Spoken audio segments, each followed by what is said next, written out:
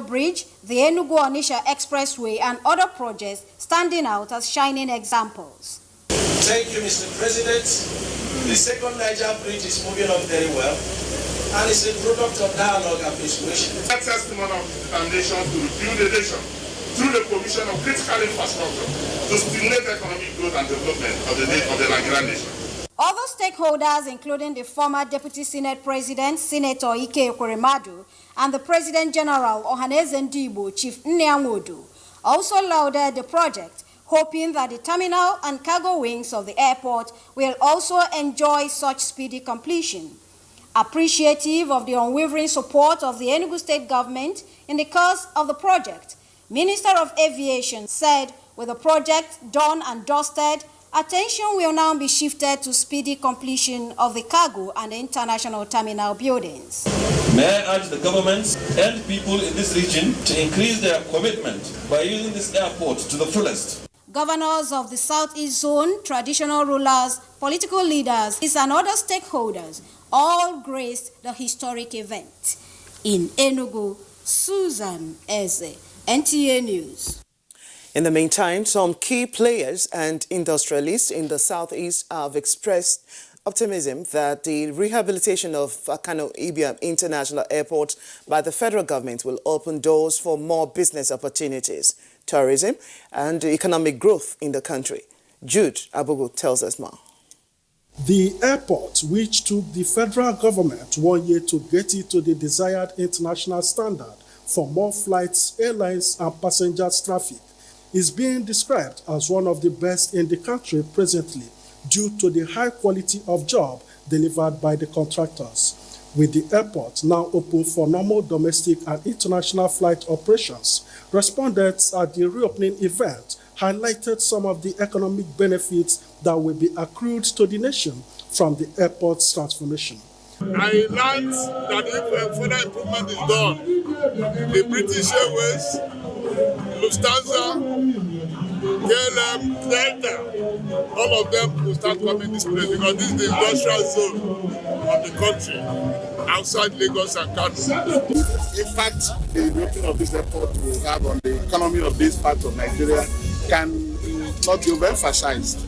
Apart from opening up the economy of the zone for foreign investment and job opportunities, other respondents are looking at the tourism potentials that the airport will create in the zone.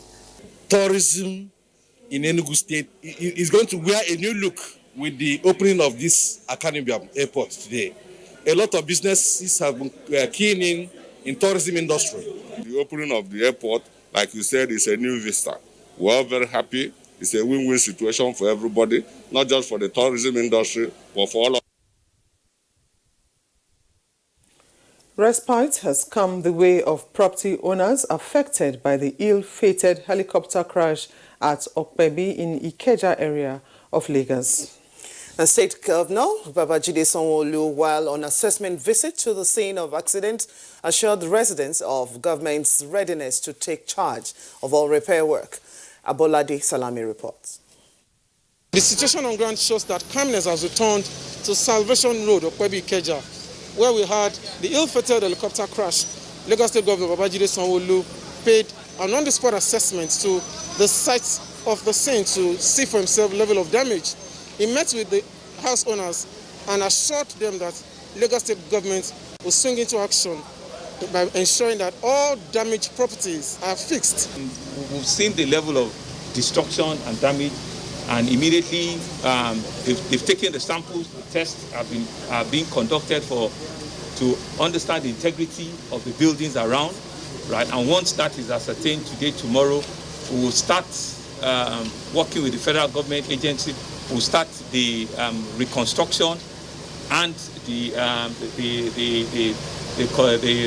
renovation of the places that have been affected. Fiscal planning were here yesterday. You can see fire brigade, but you can see people from fiscal planning. That means the government is looking after its people. On arrival, we met the presence of security personnel on ground, whom we were told had been on ground since yesterday to ensure security of life and property of every resident in this area. In Lagos, Abolade Salami, NTA News. As the Federal Road Safety Corps begins its nationwide end-of-the-year campaigns with the theme, Drive Safe and Stay Safe, the Corps Marshal Dr. Boboye Oyeyemi has called on the motoring public to make the year 2020 Ember Months unique and crash-free by adhering strictly to road traffic regulations. He stated, among others, that road traffic crashes are avoidable and road crash-free society is possible when best road practices are applied. According to BC Kazim, the Corps Public Education Officer, the Corps Marshal strongly cautioned motorists to note that the end of the year is not naturally tragic and are not in any way different from other months of the year, only that there seemed to be an increase in vehicular movement witnessed during the season. In order to guide commuters on the path of safety and minimize the tendencies of crashes and gridlocks, the Corps Marshal advised commuters to maximize alternative means of transportation by patronizing the train stations where available, as these will drastically reduce the pressure on the road transport sector. He also warned that all traveling protocols for COVID-19 should be strictly adhered to, as terminals and parks are expected to double up their effort in providing adequate running water with soap and sanitizers in their parks and terminals. While maintaining physical distancing, all vehicles must have sanitizers inside them and avoid as much as possible the use of air conditioner, among others. The Federal Ministry of Mines and Steel Development has warned host communities to desist from interfering with the activities of mining companies or face consequences. The Minister of State in the ministry, Dr. Uche Chukwuoga, said this when he interfaced with host communities in Opoku and Ogbadibo local government areas of Benue State. Bem Anya reports. Since inception, the Muhammadu Buhari-led administration designed a program to make coal a major source of energy in Nigeria, which is expected to create jobs and add to the socio-economic development of the nation. It is against this backdrop that the federal government granted licenses for the extraction of coal from the vast deposits in the country. In Benue State, members of the host communities raised issues with environmental hazards and compliance with extant laws, infrastructural developments as part of the mining company's corporate social responsibility. We saw the degradations in my community. We saw that the way our coal had been mined over the years have been environmentally harmful to my people.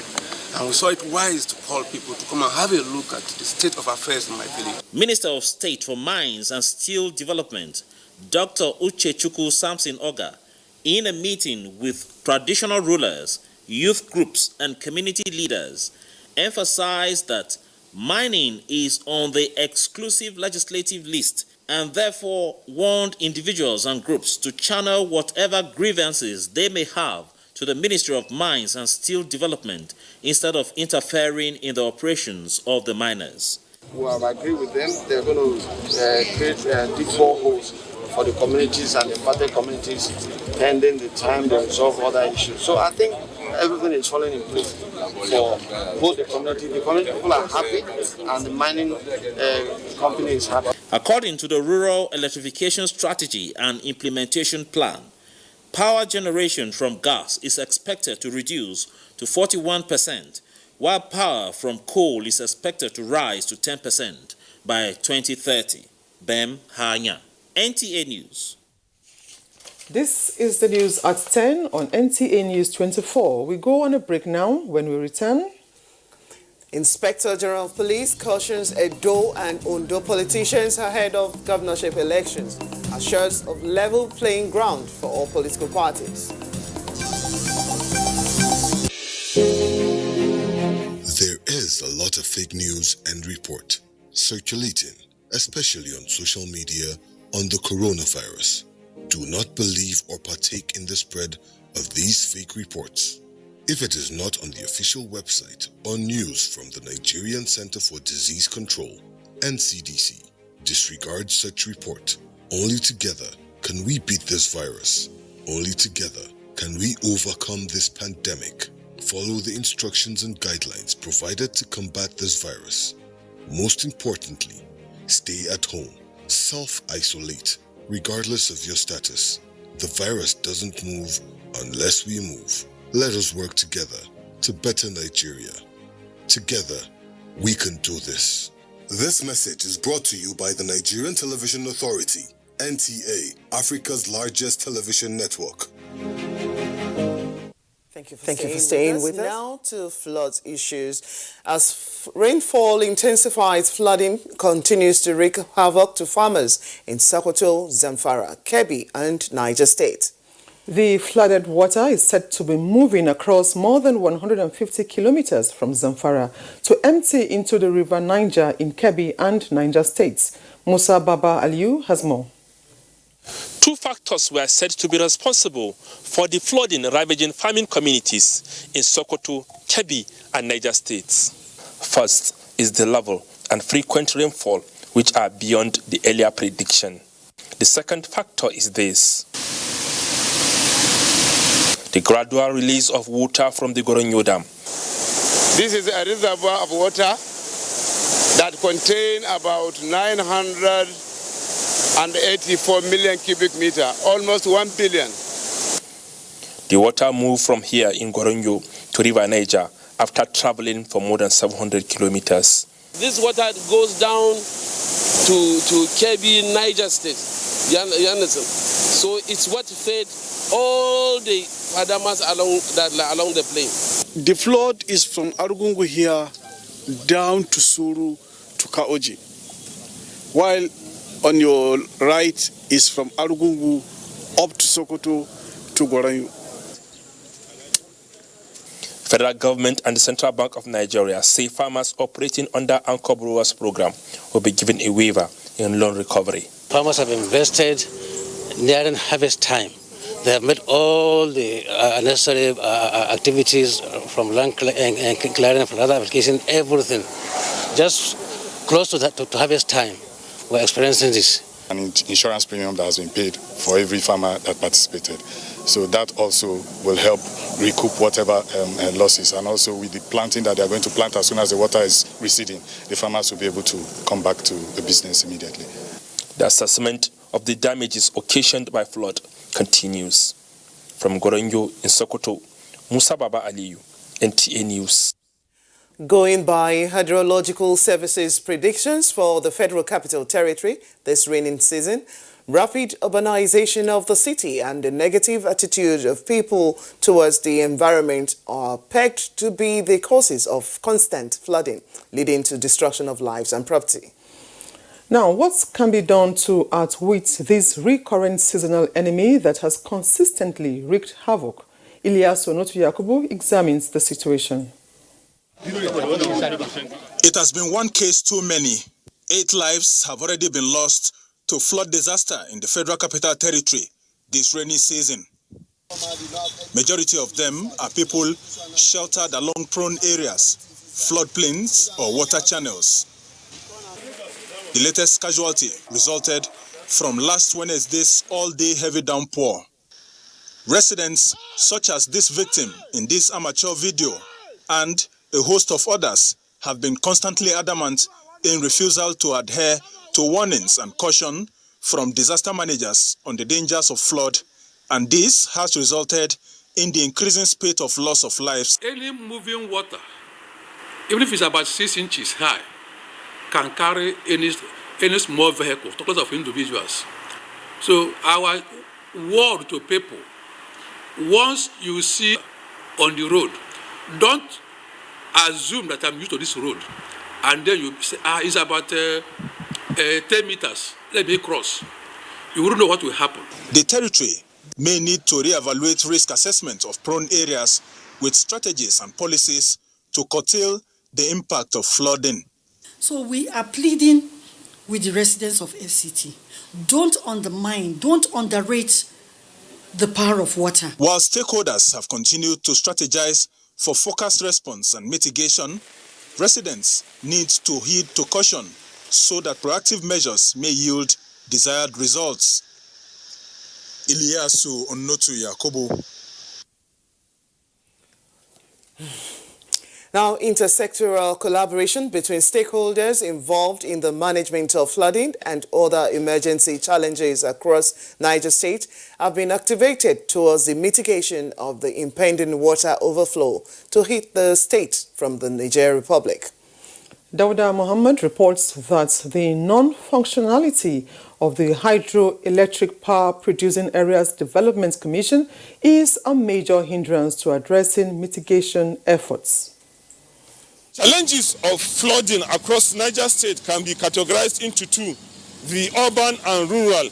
In the urban setting, the main challenge of flooding is caused by the indiscriminate dumping of refuse into drains and the building of houses on waterways, while the rural flooding is caused by communities living across the river banks and have refused to move even when danger is imminent. This year alone, many lives and property, including farms, have been lost to flooding, especially those involved in aquaculture, with countless people rendered homeless. So we need government to come in and do something urgently, or else the level of unemployment will continue to increase. The recent prediction on the expected flood to hit Niger State early September has generated concerns, prompting action by agencies involved in the management of emergencies, bearing in mind that the state is hosting hydroelectric dams situated on the River Niger, the direct route of the flood water, which are Kainji and Jaba dams. We want to engage the dam managers to start spilling the water because we don't have much intensity of rainfall at the moment. Although a permanent solution to flooding in Niger State may be far-fetched. Once HYPADEC comes on board, all that is needed is for HYPADEC officials to make sure that they connect with the source of the River Niger. Stakeholders are also of the opinion that with the early warning given, most states along the River Niger now have ample opportunity to carry out intensive sensitization, which will reduce casualties and damages when the flood hits the country. In Mina, Dawda Mohammed, NTA News. Gridlock continues unabated along Kaduna-Zaria Express Road following the damage of a portion of Rigachukun Bridge, which links Kaduna town with other states in the northwest. Mohammed Umar Ajingi was at the scene of this particular one. A stone throw from the Kaduna International Trade Fair Complex, the bridge is a major link on Kaduna-Zaria Highway.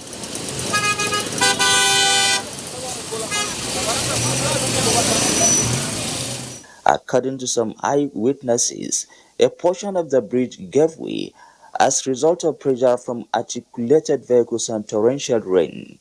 This has left thousands of travelers stranded, with the possibility of many of them spending the better part of their travel time in this gridlock.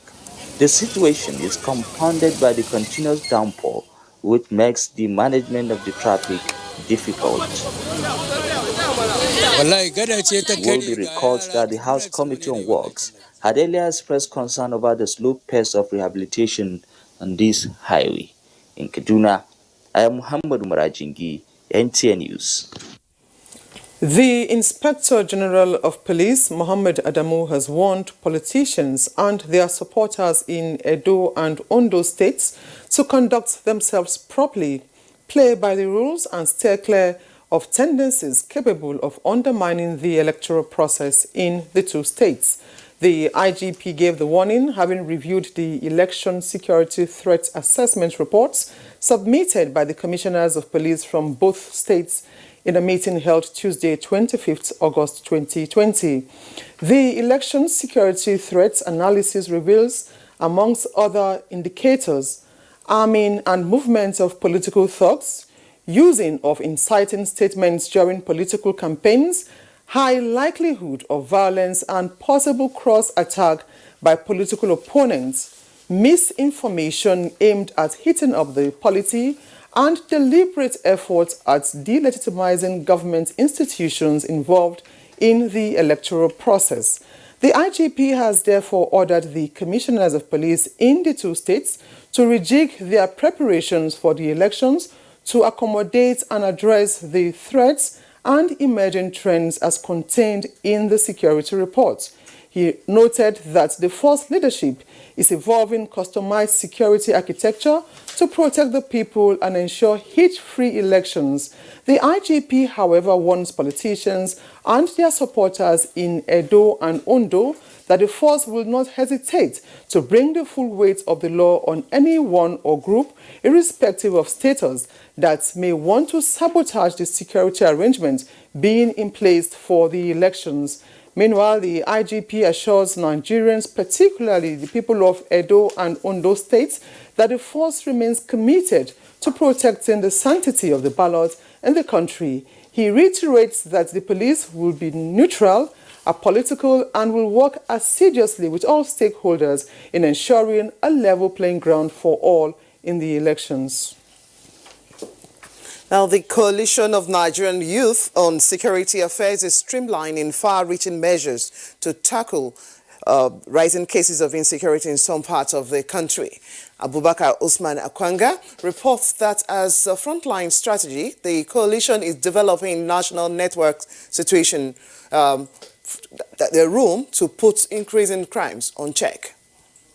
Coalition of Nigerian Youth on Security Affairs are driving the strategic initiative with a vigor of achieving deliberate steps of enhancing security in the country. The youth lost the sustainable progress in suppressing the influence of insurgents, bandits, and other crimes by the federal government and express support for more breakthrough. What we are here gathered for is to establish a formidable youth force with the responsibility of complementing the efforts of all stakeholders in the fight against insecurity. Speakers say federal government intervention and stakeholder support are required to make further push in strengthening internal security and safeguarding Nigerian territory against invasion. Whenever we talk about security, it is an issue or it is a task that needs all the youths in this country. Nigeria is coming up and it's advancing. I want you to go into forensic and exploit the activities of the principle of forensic in investigation. The inauguration of the coalition is in recognition of the military and other security agencies' efforts in maintaining forward operative bases in crisis areas. In Abuja, Abubakar Usman Akwanga, NTA News. The incidence of sexual assaults in Nigeria is a raging issue that has provoked public outcry, especially as the numbers are increasing, with perpetrators becoming more daring. Thekla Wilkie examines why this crime has continued to fester, with perspectives that may mitigate the surge. Rape, a crime that shatters dreams and rips lives apart. Aisha, who is barely finding her feet away from the cradle, is one of the latest victims of this heinous crime. Hers was a case of broken trust, as she was molested by her relatives, including a 65-year-old man in Kaduna. Not too distinct is the plight of Hamid, a 15-year-old boy who is deaf and dumb and sodomized by someone he thought he could trust. From research and from investigation and findings, most rapists are going through mental problems. Because if you look at a rapist who is a teenager, for instance, you could say that is youthful exuberance, you know. But how about a case where you have a father defiling his own daughter, or where you have an adult defiling a 3-month-old baby? It shows you the height of absurdity. The questions on the minds of many is why there is a sudden spike in the number of rape cases in Nigeria. Is it a function of more reportage or a case of more victims breaking their silence? It is very, very important that people who commit these heinous crimes are held accountable. It is when they are held accountable that others will be discouraged to take part. One major enabler of rape incidents, analyst notes, is the victim's hesitation to speak up. It's either you're being blamed for being raped because you're not properly dressed, or you were walking at night. What were you doing in the dark? And you got yourself raped. You got yourself raped. As it turns out, there seemed to be a good reason why most victims prefer to shut up and wallow alone in their misery. The slow administration of justice and sometimes the absence of it drives most victims deeper into their shell of pain and anguish. If a police officer does not follow up on a rape case, that police officer should be charged because that person become an accomplice.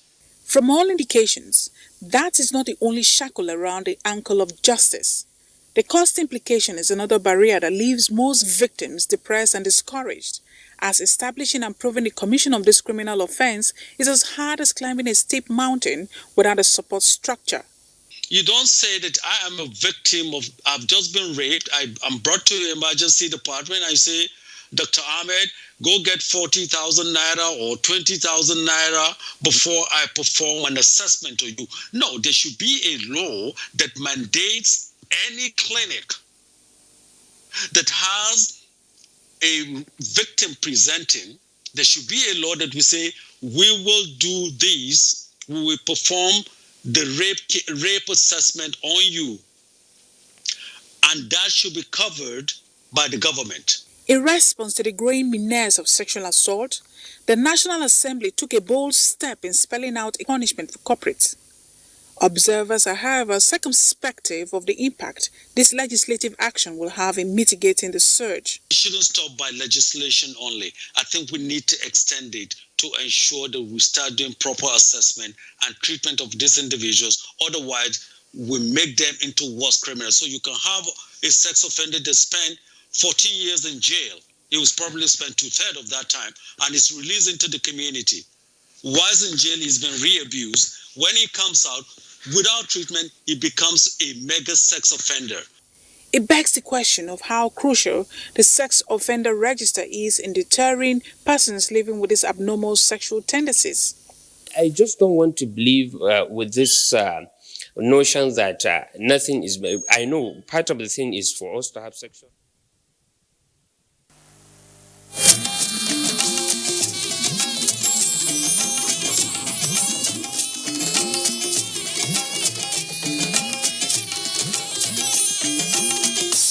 This is the network service of the NTA. You will have to jump off a cliff just knowing that you will not crash.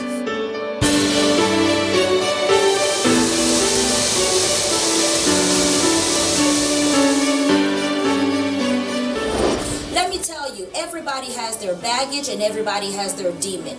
So you might as well deal with your own demon and everything will work out fine. If you're not in control of your emotions will be in control of you.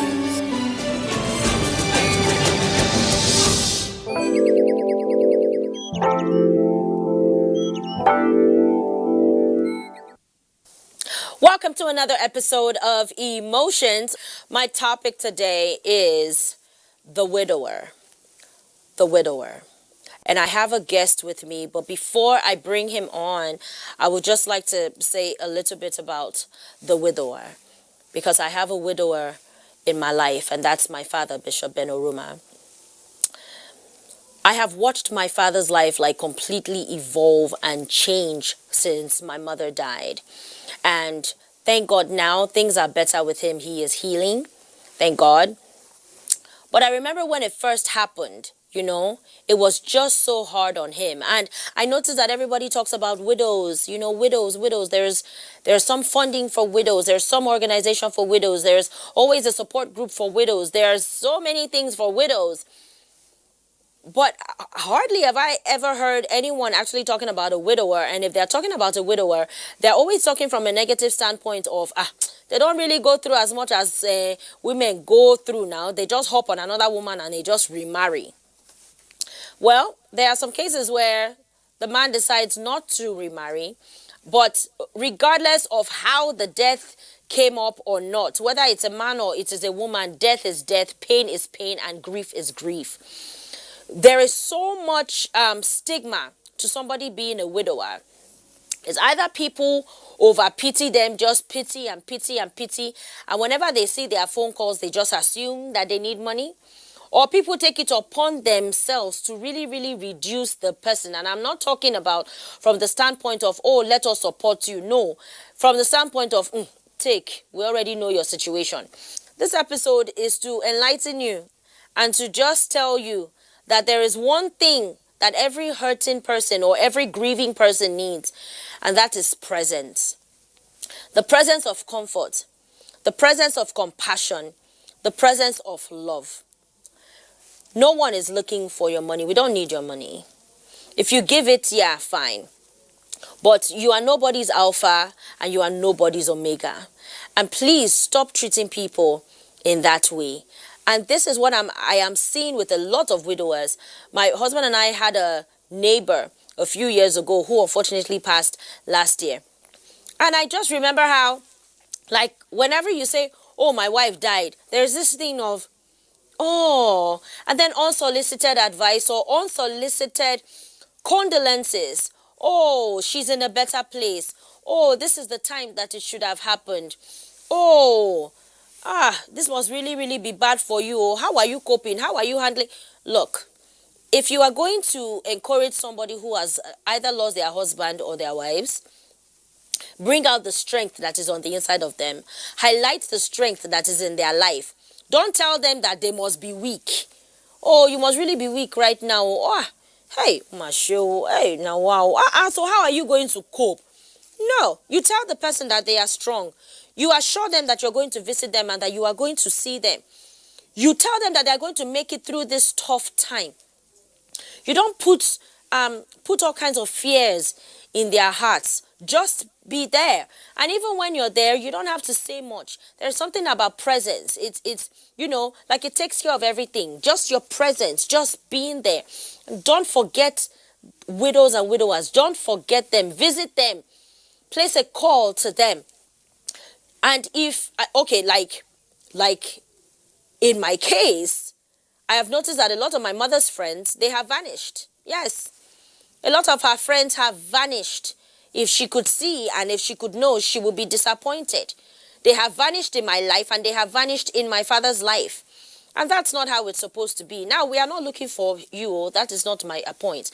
I am just trying to tell you that when somebody loses someone, especially a spouse, please don't just cut off communication. Yes, we understand that you were not close to the husband or you were not close to the wife or whatever, but you still have to communicate, at least for whatever that friendship meant to you, if you valued it. And whenever they call you, please don't think that they are calling you for money. I remember when my mother had just died, and then I came into the country for her dedication. And me, I am somebody, whenever I come into Nigeria, I have a list of everybody that I call. I have a list of all my friends and a list of people who I respect and pastors. And I noticed that I could not reach anybody in January of 2018. I couldn't reach anybody. I couldn't reach anybody. Nobody was answering the phone. And my mother had died in November of 2017. So I asked my dad, I'm like, why are people not answering the phone? Because those same people are answering today.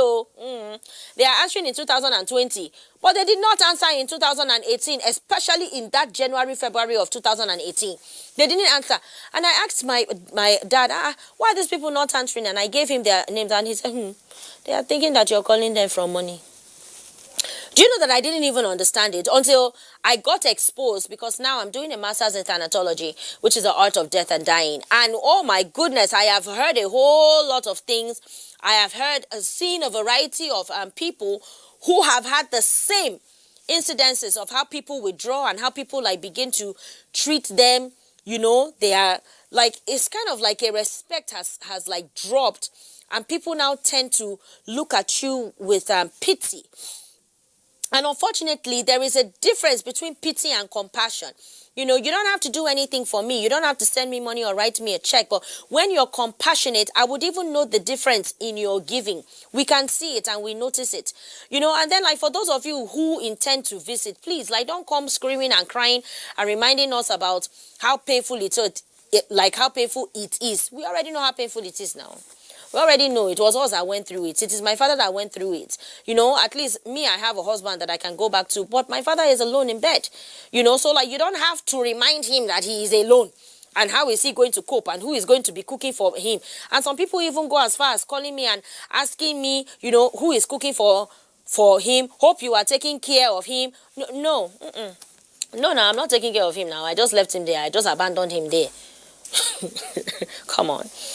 We are going through pain, you know, and even now as I'm talking, like, it is all hard to see my dad become a different person. Like, my father is single now, you know.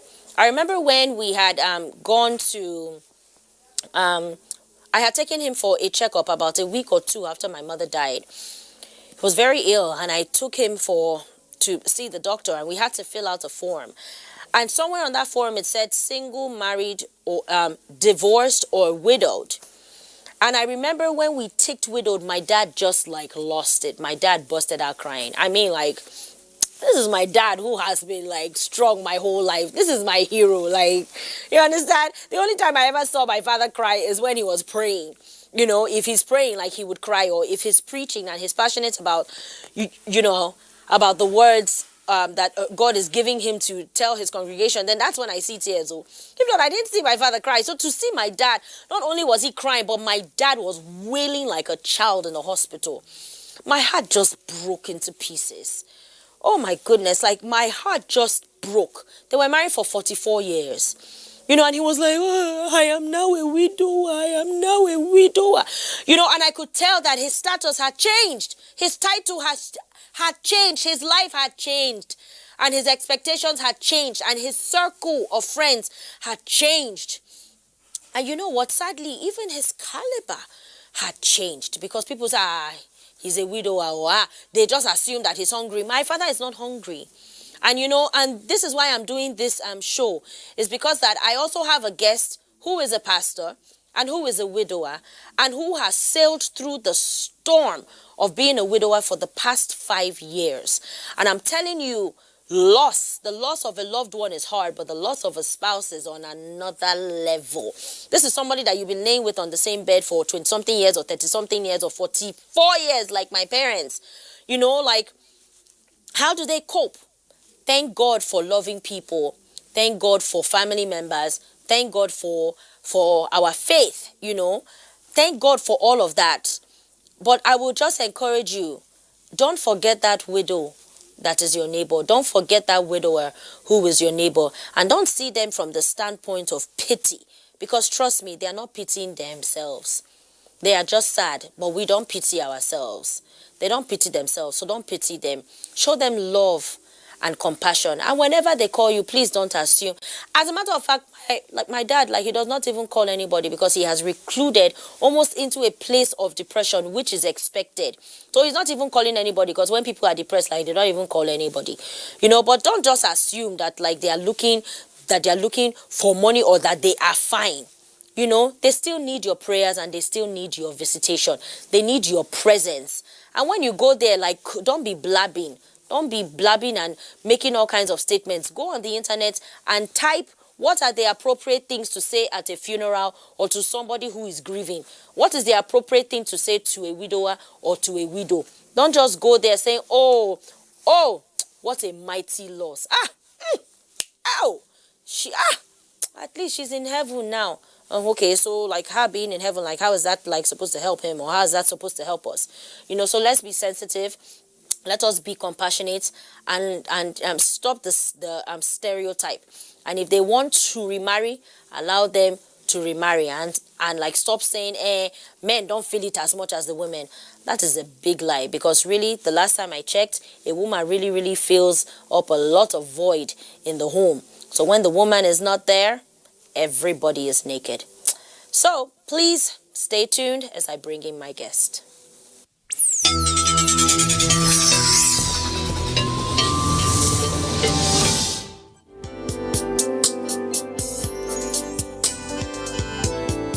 Welcome back from this short break. You are tuned into Emotions with Omenasa, and my guest is with me. Today our topic is the widower.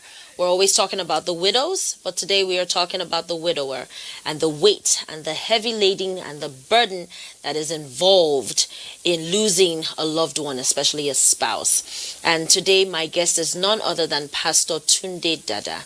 Thank you so much for being with us, sir. Thank you. It's my pleasure for being here. I am so tired of support groups being everywhere for women.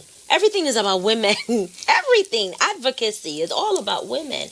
And the men are forgotten, basically. So I just wanted to put this show together to want to validate you and to empathize with the widowers out there.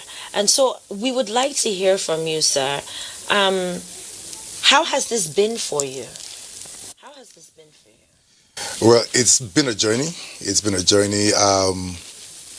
And it's been sometimes tough, sometimes easier. When it happened, there was just this disbelief. Your whole system rejects what just happened. And even though you're trying to reject it, but it's a reality. And it's a reality that's not going to change. That's the thing about death, where you get a new norm. Your normal is gone, and then there's a normal that is new to you that you never just imagined could happen. And you just got to take it one day at a time. At the point in time when you suffer this kind of loss, it's very hard, practically impossible to look far ahead and see where you would be. You just need to just focus on surviving till the next day. I can remember in that season, I had one prayer, and that prayer was, Lord, give me strength. I mean, like from the minute I woke up in the morning, the only prayer is that, Lord, give me the strength to go through this day. And I thank God for my faith. If not for my faith, I don't know how I could have survived this. Everything changes, and it doesn't go back. Being married, and I was married for 33 years. Being married, there are things that you don't even know about. It's like my kitchen. I mean, I help out in the kitchen like every nice husband, but I don't track what's in my freezer. Yeah. I don't track what's in the store. I can remember the first day I went and we needed napkins, just like hand towels in the kitchen, and I was walking through a store looking for hand towels, and I said, "Look at my life. I'm looking for hand towels." Yeah, like the little things become so big. Yeah. So it's been a journey, and there are phases. There are times when I thought I was okay, but when I traveled and I came back, I realized that actually I wasn't as okay as I thought I was. So it's a continuous journey. They don't come back. So we have, and life goes on. You would say that you're still in your journey? Yes, definitely. Mom, I call her mom. Mom's gone. So at home now, and my two daughters are married. So it's just myself and my two sons. So we have a big house and 3 men. Wow. So it's different. And then the boys are in their rooms on their laptops. So the times I come downstairs at 7, 8 in the evening, and there are no lights on downstairs. Downstairs is in darkness because the boys are in their room on their laptops. Maybe I was doing some study in my room, and I come down and it's like I have to put on the lights. It could get to you. It could get lonely. It could get lonely. What would you say about the stereotype about what people say?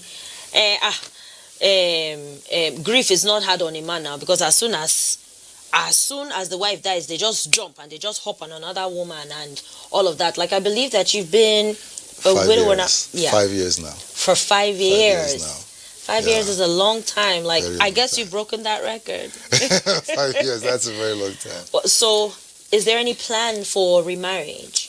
Yes. I believe I'm still young enough to have a life ahead of me. I'm going to need partnership. I'm going to need some kind of some kind of comfort. We spoke about comfort before now. And to tell the truth, I'm happy that I don't believe I've suffered a love deficit. Just because of the kind of church that God has used me to raise. I mean, there are people to hug me and say, "I love you, Daddy." I get that. But like you said, there's a level of comfort that right now only the intimacy Holy that Spirit can give me. Only the Holy Spirit. One person comes and takes over that. And takes over the Holy Spirit. Yes, sir. What are some of the changes that you noticed in the society? Maybe status changes or friends? Like, did your circle change? A lot of her friends I have not seen, like I thought I would see. And also, because I have daughters, there were friends who I thought would really be involved in my daughters' lives because my daughters got married after my wife passed away. And not a lot of them, a few showed up, but not a lot showed up. Yeah, that was one major thing that we noticed. And, for just because I'm a pastor, I had the church community around me, so that really helped. I mean, if I didn't have that community around me, I don't know what I'd have done. I mean, I would have been really, really, really lonely. But just because I have the church community around me, then there was a flow of people coming in. But if I was just at that point in time, just a businessman, it would have been devastating. Wow. Yeah. Wow. What are some insensitive statements that people have made? Unsolicited advice. Oh, she's an angel now. Oh, she's watching over you. It was her time to go. She had cancer now, so she's no more in pain. Actually, I said it. I'm going to write a book on mourning. I really have to because I saw this happen. People would, in their cars, they were talking and having a nice time. Like normal people. And then when they get to my gate, they change their face, to a very somber, morning look. Then they come to my door and knock and come in. And then some cry or just, and they dump a lot of weight on me at a time when all I needed then was strength. I just want you to come and just either stand and keep quiet or just say, you'll make it, just be strong or something. But then they dump on me and then they go. And now I'm dealing with this thing. I'll tell you this. I printed a poster on my door at that time. And I said, I have lost my wife of 33 years. I have suffered the most loss. If you come here, please don't cry more than I'm crying. Don't shout more than I'm doing because I am suffering the most loss. And I put the sign on my door. Because people don't understand that. When somebody is mourning, they know that they've lost something. They know that things are bad. They know their life has changed. They know. So don't come and make them know more of what they already know. What is more that can be known? Yes, really. Just come and just be supportive, be strong, but don't put that face. Somebody called me from the States and cried for like 15 minutes on the phone. What am I supposed to do? I was already trying to be strong, and then you're just crying on the phone at me. What's that supposed to do to me? Make me feel worse. So people need to learn about handling people who are mourning. How can people be more sensitive? Because the truth is that a lot of people don't even know what to do. People looked at my mother in the casket and said, "Oh my God, she's so beautiful." Most times, if you don't know what to say, don't say anything. And just let them know that you're there for them. That's it. Just let them know that you're there for them. You don't have to say anything.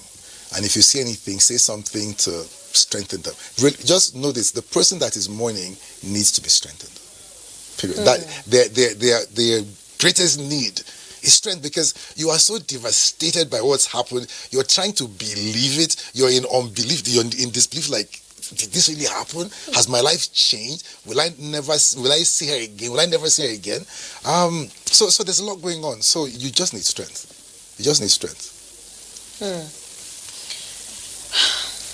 Now, do you think, because there is this bias that, someone told me that your mother died from cancer, so you were prepared. And then, because this person, their mother died suddenly. Okay. And I am studying to be a thanatologist.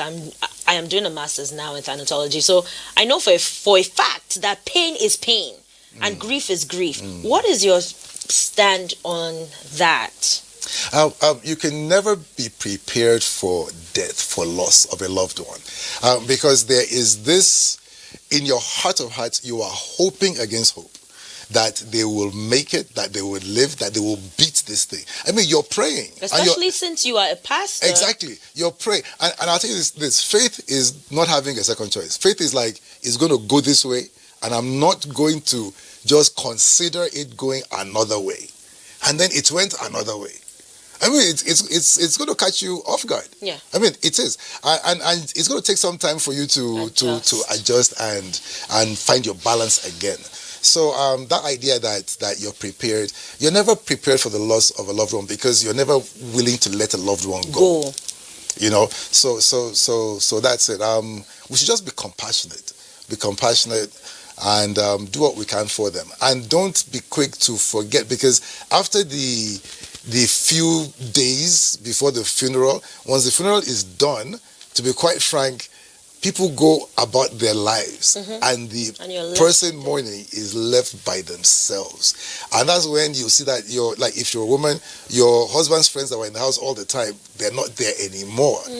Your wife's friends, they're not there anymore. And, you know, if the partner that left was important and had a large group of friends, you find out that actually from living a very lively, boisterous lifestyle, you could just be like completely lonely with nobody. Yeah. So let's be intentional to keep asking after the people who are mourning after the funeral. That's really important. Yes, and visiting them. And visit them, see how they're doing. Visiting them. Thank you so much for being here, sir. So you've heard it. It's not just the widows that are heavy laden. They have lost their confidence. They have lost everything, and now they are starting from scratch all over again. And just as Pastor Dada said, I think that the key ingredient here to support is not just to say, oh my show, oh sorry, oh God knows best. God gives and God takes. Take heart, take it like that. You know, those statements are insensitive. Just stand there, give a hug, and be present. And I know this firsthand because whenever I go to visit my dad can give you a list of people who he doesn't want to see again. Please don't allow that person here again. What is it? Like, they're just full of drama. Please, you know? And then, like, I've noticed that the people who he wants to keep seeing are people who are praying with him and are people who are telling him that he is strong. Not people who are asking him, are you strong? No, they are telling him, you are strong and you're going to get through this. So let's be sensitive and let's be intentional. And please don't stop visiting those who have been widowed. God bless you for listening. You will have to jump off a cliff just knowing that you will not crash.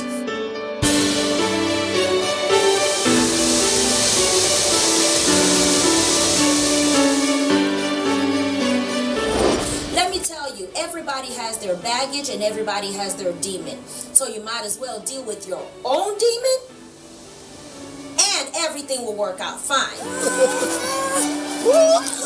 If you're not in control of your emotions will be in control of you.